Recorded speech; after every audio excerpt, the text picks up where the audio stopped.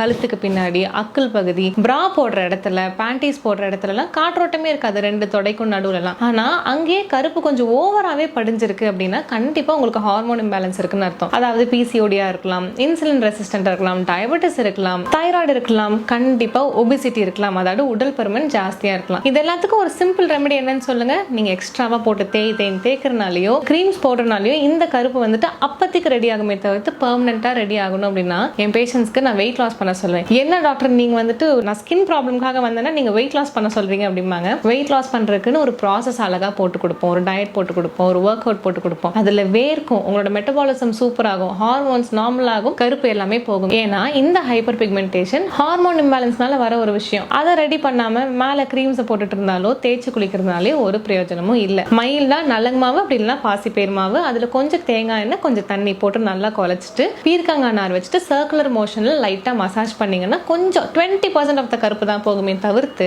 Hormones ஃபுல்லாத்தையும் ready பண்ணால் மட்டும்தான் ஃபுல்லாக ரெடி ஆகும். என்னோட வெயிட் லாஸ் பேஷண்ட்ஸ்லாம் கழுத்தில் கருப்பே இல்லை அப்படின்னு சொல்லிடுவாங்க. நீங்களும் ட்ரை பண்ணி பாருங்க.